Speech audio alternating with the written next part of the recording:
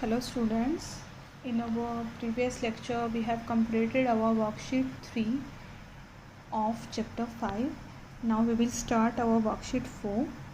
So before discussing about the worksheet 4, firstly हम कुछ formulas को recapitulate करेंगे.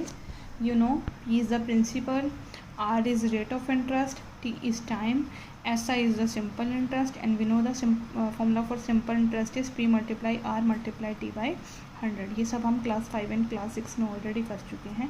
And amount is equals to simple interest plus principal. Clear? This one is our formula. And in the first question what we have to do, find the unknown quantity in each of the following. कि जो values given नहीं है वो हमें find out करनी है. तो इसके बारे में मैं ज़्यादा डिटेल में नहीं जाऊँगी बिकॉज ये सारे हमारे जो नीचे के क्वेश्चंस हैं वो सब इसी से ही रिलेट करते हैं कि अगर हमें प्रिंसिपल, रेट और टाइम गिवन है then we can easily find out the simple interest and also the amount.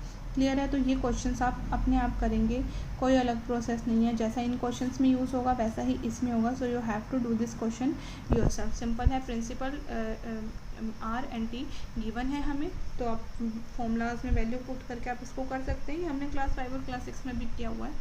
So you have to do it yourself. Now we will start from the question 2. Find the amount from the investment of ₹4500. 4500 amount दिया, मतलब investment करिए, मतलब this is the principal for 2 years, मतलब time period दे दिया 2 years at 5 paisa per rupee interest. यानी interest, rate of interest क्या दे दिया? 5 paisa per rupee.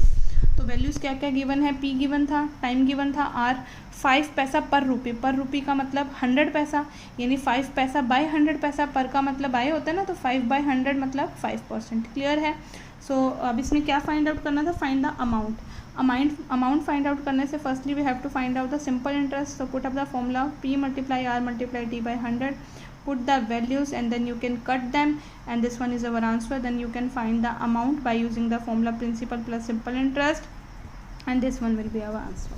Next one, Ramesh took a loan of ₹80,000. 80,000 का लोन लिया, मतलब this one is the principal from a bank at 12% per annum. Rate of interest दे दिया and paid it back after the 7 month together with interest. और 7 month के बाद वो इसके interest के साथ इस पैसे को वापस दे देते हैं. तो फाइंड द अमाउंट. क्यों अमाउंट? उसको कितना पे करना पड़ा, अमाउंट निकालना है. सेम प्रोसीजर है. प्रिंसिपल गिवन था, रेट ऑफ इंटरेस्ट गिवन था, अब टाइम मंथ में गिवन है. हमें हमेशा टाइम किस में चाहिए होता है? ईयर्स में. अगर टाइम मंथ्स में गिवन हो that means we have to divided by 12, क्योंकि 1 ईयर में 12 मंथ होते हैं. अगर टाइम हमारा डेज में गिवन है that means we have to divided by 365, because 1 year में 365 डेज होते हैं. आपको ये सब वैसे पता भी है बट स्टिल मैंने आपको दोबारा ये बताया है. तो कर दिया हमने 7/12, अब ईयर में चेंज हो गया. Now put the value of the formula. ऐसा ही निकल जाएगा सिंपल इंटरेस्ट. सेम प्रोसीजर जैसा फर्स्ट क्वेश्चन में किया था. And then you can find out the amount. Next one, Rahul deposit ₹7,000 at 7% per annum for 1/2 years. कि राहुल इतने रुपए जमा करता है 7% रेट पर और 1/2 ईयर्स के लिए. प्रिंसिपल, रेट, टाइम तीनों दे दिया राहुल का.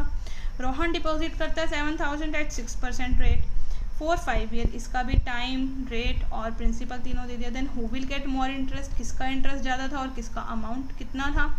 तो राहुल का निकाले सबसे पहले एंड देन रोहन का. Same procedure, principal, rate and time given है. राहुल का सिंपल इंटरेस्ट और अमाउंट फाइंड आउट कर दोगे. सेम रोहन का फाइंड आउट कर दोगे. देन जिसका इंटरेस्ट ज़्यादा आया आप वो बता सकते हैं एंड अमाउंट भी बता सकते हैं. तो यह क्वेश्चन आपको खुद करना है. Next one, Ramit deposit 80,000 in a bank. Ramit 80,000 एक बैंक में डिपॉजिट करता है एट 6%. रेट ऑफ इंटरेस्ट दे दिया, प्रिंसिपल दे दिया. आफ्टर 3 ईयर्स टाइम दे दिया. ही विड्रॉ. अब 3 महीने के बाद, 3 ईयर्स के बाद वो वापस पैसे निकाल लेता है. And buys a car for ₹90,000. अब उसने 80,000 डिपॉजिट की इतने रेट ऑफ इंटरेस्ट और इतने टाइम के लिए. तो जब वो पैसे वापस निकालेगा तो उसको ज़्यादा ही मिलेंगे ना, अमाउंट निकल जाएगा वहाँ से हमारा. अब कहता है लेकिन उसने कार एक बाय की 90,000 की, तो how much money is left with him? उसके पास कितने रुपए बचे?